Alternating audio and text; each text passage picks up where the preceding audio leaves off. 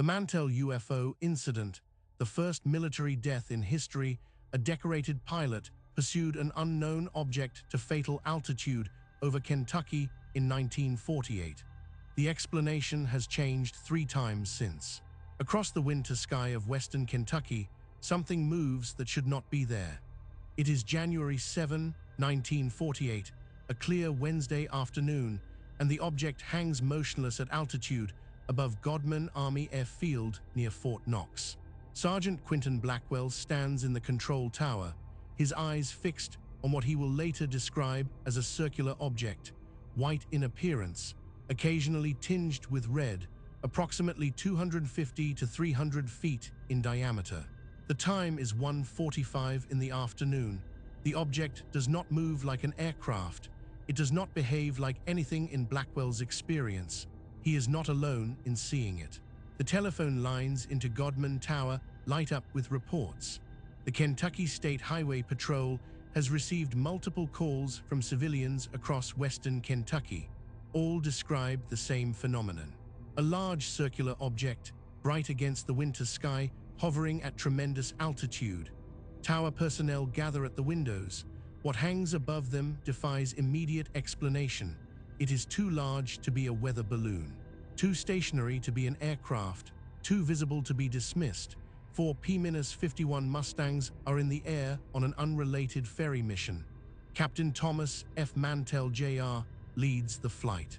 He is 25 years old, a decorated combat veteran of World War II, an experienced pilot with the Kentucky Air National Guard. The tower diverts his flight toward the object. Mantell acknowledges the order. His aircraft banks toward the coordinates. The other 3 pilots follow. As the Mustangs climb, the object remains stationary. Mantell reports visual contact. He describes what he sees in calm, professional language. The object is large, it is metallic, it is at high altitude. He continues climbing. The 2 wingmen accompanying him are not equipped with oxygen systems for high-altitude flight. At 15,000 feet, they level off. They cannot safely follow Mantell higher. Mantell does not level off. He continues climbing toward the object. The radio transmissions from Mantell's aircraft describe an object that appears metallic and tremendous in size. His voice remains steady. He is closing distance. The object is above him. He climbs through 20,000 feet, through 25,000 feet. The air at this altitude is thin. Without supplemental oxygen, a pilot's judgment begins to deteriorate. Vision narrows. Reaction time slows. The body starves for air while the mind loses the capacity to recognize the danger. Mantell's last radio contact comes at approximately 3:15 in the afternoon. He reports a large, bright object at altitude, then silence. The tower attempts to raise him. No response. The wingmen circling below lose visual contact with Mantell's aircraft. The object continues northward, unhurried, indifferent to the pursuit. It disappears from view. Mantell does not return. South of Franklin, Kentucky, debris falls across a wide area. Farmers hear the sound. Pieces of aircraft rain down across fields and woodland. The wreckage is scattered over miles.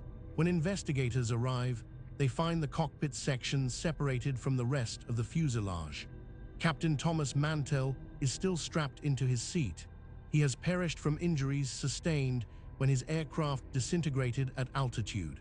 The P-51 Mustang, a robust and battle-tested fighter, has broken apart in the sky. The structural failure is consistent with excessive speed in a high-altitude dive.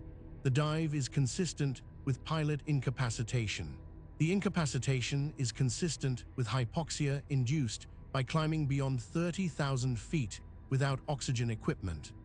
Thomas Mantell becomes the first American military fatality directly connected in the official record to the pursuit of an unidentified flying object. His death occurs less than 6 months after the famous Kenneth Arnold sighting that inaugurated the modern era of UFO reports. The Air Force is already under pressure to explain the wave of sightings reported across the United States.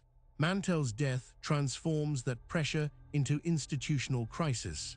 A decorated combat veteran has perished in peacetime While pursuing an object the military cannot identify, the public demands answers. The Air Force must provide them. Project Sign, the Air Force's first official investigation into unidentified aerial phenomena, is in its early months when the Mantell incident occurs. The investigators assigned to the case face immediate difficulty. The object was observed by trained military personnel in the Godman Tower for an extended period. It was reported independently by multiple civilians across western Kentucky. It was pursued by an experienced military pilot who described it as metallic and tremendous in size before his aircraft disintegrated.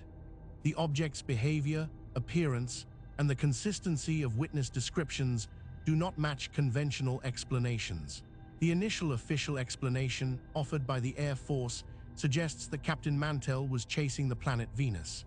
The explanation is met with widespread ridicule. Venus, while visible in the daytime sky under certain conditions to observers who know precisely where to look, would not appear as a distinct circular object 250 to 300 feet in diameter.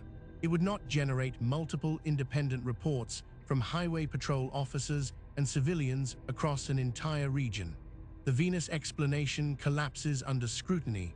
The Air Force withdraws it. Years pass. The official explanation evolves. The Air Force suggests that Mantell was pursuing a skyhook balloon. The Skyhook program, a classified high-altitude reconnaissance effort in 1948, employed large balloons capable of reaching extreme altitudes. The balloons were metallic in appearance, could appear stationary when viewed from great distance, and were precisely the sort of object that might generate reports of unidentified aerial phenomena from observers unfamiliar with their existence. The Skyhook explanation is more credible than the Venus explanation. It accounts for the object's appearance, its altitude, its behavior, but the explanation carries a significant problem. No definitive records place a skyhook balloon at the specific time and location of the Mantell incident. The balloon's trajectory for January 7, 1948 cannot be conclusively established as matching the path of the object Mantell pursued. Some researchers accept the skyhook explanation as the most plausible account available. Others reject it, pointing to the lack of definitive balloon tracking data and the inconsistencies between the object's reported behavior and the expected behavior of a high-altitude balloon under the meteorological conditions present that day. Project Blue Book, the Air Force's final official UFO investigation program, eventually lists the Mantell case under Skyhook, but includes the notation that the identification is uncertain. The case closes without definitive resolution.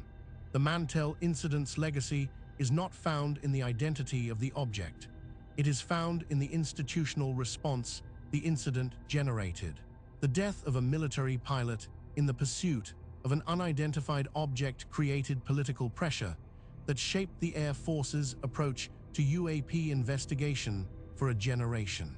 Project Sign, Project Grudge, and Project Blue Book all trace their institutional momentum to the public and governmental demand for accountability triggered by Mantell's death.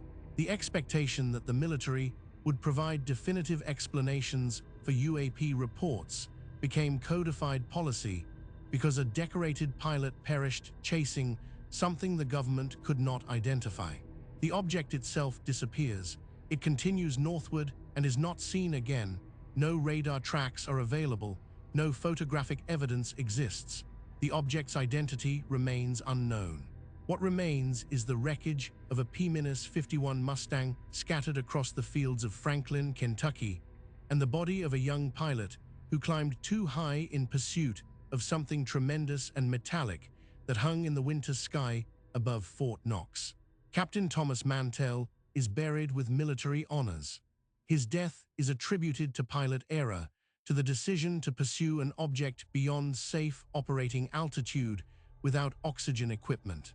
The official narrative emphasizes the dangers of hypoxia, the structural limits of aircraft, the importance of adhering to flight safety protocols.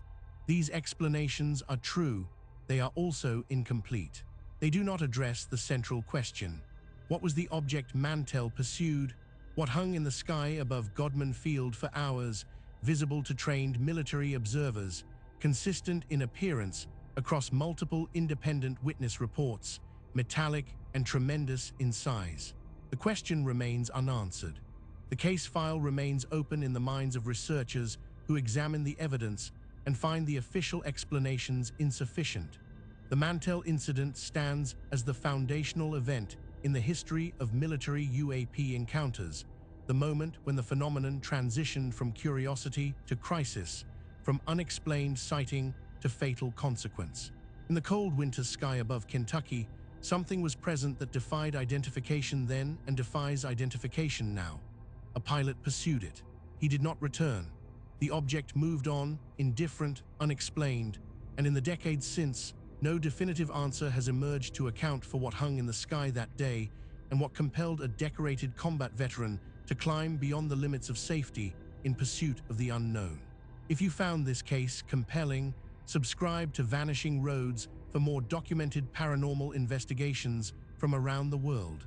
This story was created with AI assistance based on documented case files.